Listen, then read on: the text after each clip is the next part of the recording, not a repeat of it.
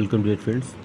तो अभी तक हम लोगों ने इनकम मेथड और वैल्यू एडेड मेथड कर लिया है और इसके कुछ क्वेश्चंस लेते हैं। और ये क्वेश्चन है जिसमें वैल्यू एडेड मेथड और इनकम मेथड दोनों के एप्लीकेशंस हैं। क्वेश्चन कहता है, first of all you should note down this question number 22, page number 4.111 4.111 Sandeep Garg. From the following data so that net value added at factor cost, that is NVFC, is equal to the sum of factor incomes. Sum of the factor, जब factor income की बात करते हैं मतलब income method हो गया। ये question के वैल्यूज़ दिए हुए हैं। अब इस क्वेश्चन को हम सॉल्व करते हैं। तो सबसे पहले कुछ चीज़ों को हम बता दें आपको कि इसको मैं पेज वेस्ट नहीं करूँगा। अब इस क्वेश्चन में NVFC आपसे पूछा गया है। NVFC so that the net value added at factor cost NVFC ये किसके बराबर हो? फैक्टर इनकम सूत्र। पहली बात तो NVAFC, ओके। और ये बोलता है फैक्टर इनकम, मतलब हम फैक्टर, हमारा इनकम मेथड का बेस फॉर्मूला होता है NDPFC, ठीक है। तो NVFC इज इक्वल टू होगा NDPFC। यही क्वेश्चन पूछता है कि आप इस डेटा के द्वारा ये दिखाएं कि NVFC NDPFC के बराबर होता है। अब NVFC क्या होता है? NVFC, इस क्वेश्चन को हम कई तरीके से बना सकते हैं कि आधा NVFC किया, आधा NDPFC का पैरेलल कर लिया और दोनों का दिखा दिया, ठीक है। तो हम जनरली वैसा नहीं करेंगे। NVFC क्या फार्मूला होता है हमारा? GVAMP minus depreciation minus NIT। थोड़ा सा और एक्सप्लेन कर दें इसको। GVAMP minus depreciation minus IT minus subsidy. ये अब ग्रॉस में से डेप्रिसिएशन माइनस किया तो नेट आ गया। ये कॉमन ही है, यहाँ भी है, यहाँ भी है, यहाँ A है, यहाँ A है। अब यहाँ MP या FC है तो मार्केट प्राइस में से NIT माइनस किया तो फैक्टर कॉस्ट हो गया। तो ये हमारा फार्मूला है NVFC। अब इसकी वैल्यू इधर निकालते हैं हम। तो यहाँ से निकालना शुरू करते हैं। GVAMP की वैल्यू क्या है वो हमको मालूम नहीं, NVFC की वैल्यू वो हमको निकालनी है। तो GVAMP, एक मिनट, ठीक है। तो GVAMP को हम क्या कहते हैं? Value of output minus intermediate consumption, ठीक है। ये तो इसका एक्सटेंशन हो गया। माइनस, इसको हम ब्रैकेट में डालते हैं, माइनस डेप्रिसिएशन, ये ऑलरेडी है फॉर्मूले में, माइनस IT माइनस सब्सिडी, ऐसे कर लिया, ओके। अब वैल्यू ऑफ आउटपुट को हम क्या कहते हैं? Sales plus change in stock. Formula ही हम लिख रहे हैं बस। अरे स्क्रीन पर नहीं आया वो, सॉरी, दोबारा बताते हैं। NVFC is equal to NDPFC, ठीक है। फैक्टर इनकम का हमारे इनकम मेथड का बेस फॉर्मूला होता है NDPFC। और ये क्वेश्चन पूछ रहा है कि NVFC किसके बराबर हो? फैक्टर इनकम के, मतलब NDPFC के बराबर हो, ओके।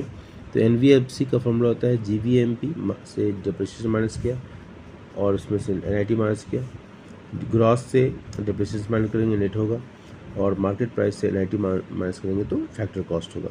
ये हमारा फॉर्मूला। GVAMP को हम एक्सटेंड करते हैं फॉर्मूले को, तो value of output minus intermediate consumption minus depreciation already है, minus IT minus subsidy already है। फिर हम इस वैल्यू ऑफ आउटपुट को फर्दर एक्सटेंड करते हैं फॉर्मूले को, तो sales plus change in stock minus intermediate consumption, इसको क्लोज करते हैं ताकि ये समझ में आए कि इसी फॉर्मूले का एक्सटेंशन है। Minus depreciation minus IT minus subsidy, okay. अब वैल्यूज़ की पुट करते हैं। सेल्स, अब यहाँ ध्यान देना है क्वेश्चन में देखिए, क्वेश्चन भी साथ आ सकते हैं तो चलेगा ना। क्वेश्चन देखिए, क्वेश्चन क्या कहता है कि सेल्स है आपका, देखिए। अब हमने पहले बताया था आपको, अगर याद हो, कि सेल्स यहाँ पर थोड़ा सा रफ कर लेते हैं। यहाँ सेल्स इंक्लूड्स डोमेस्टिक सेल्स, ठीक है, प्लस एक्सपोर्ट्स, ठीक है।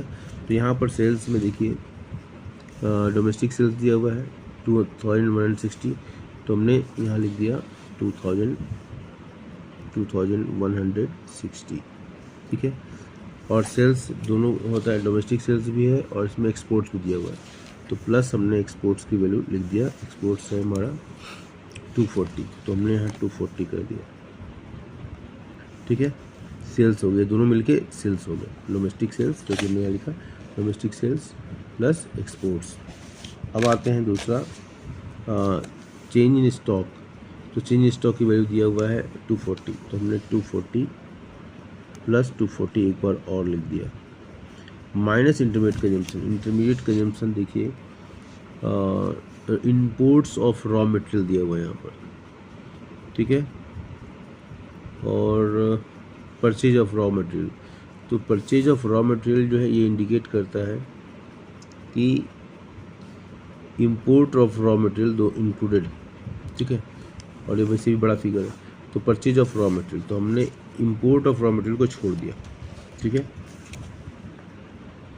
Purchase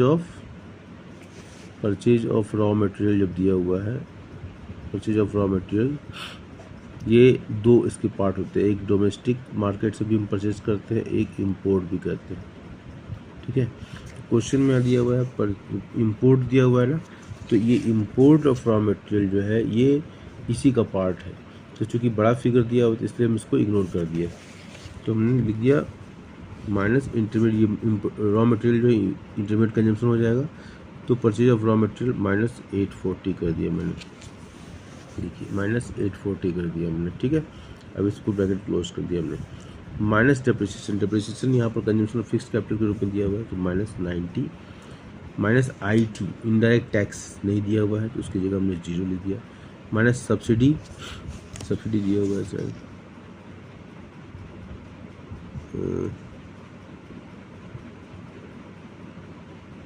consumption fixed capital that is depreciation 90, stock goods and sorry उल्टा मैंने कर, गुड्स एंड सर्विसेज टैक्स दिया हुआ है, मतलब इनडायरेक्ट टैक्स दिया हुआ है 60, तो हम इसको 60 ले देते हैं। देखिए हमने 0 लिखा था, इसको 60 ले देते हैं, क्योंकि गुड्स एंड सर्विसेज टैक्स मतलब इनडायरेक्ट टैक्स दिया, सब्सिडी नहीं दिया हुआ है, उल्टा हमने सोच लिया 0, ये 60 में 0। अब इसको हम सॉल्व कर लेंगे, ठीक है, और हम सॉल्व करते हैं तो ये 2160 प्लस 240 और 240 है ना, तो ये सब, और इसको माइनस 840, ठीक है, तो ये सब मिलके हमारे कितने हो गए, मतलब ये हो गए हमारे 1800, ठीक है। माइनस 1800 में से हम 90 माइनस 60 कर देते हैं, 1800 से 90 माइनस 60 करते, ये हो गया 1650। तो NVAFC हमारा कितना हो गया, NVAFC हमारा हो गया 1650।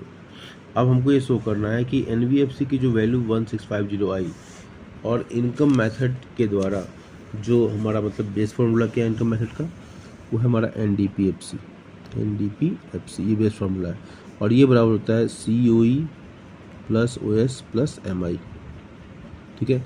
OS का मतलब है क्या, OS का मतलब है कि रेट इंटरेस्ट एंड प्रॉफिट, ठीक है। हम देखते हैं COE क्या दिया, कंपेंसेशन ऑफ एम्प्लॉइज हमारा क्या दिया हुआ, देखिए कंपेंसेशन ऑफ एम्प्लॉइज दिया हुआ है 720, तो हम पहले ले लेते हैं 720, ठीक है, क्वेश्चन में 720 लिख दिया, ठीक है। इसके बाद हमारे क्वेश्चन में OS को हम ब्रैकेट में डाल देते हैं ताकि समझने में आसानी हो। 180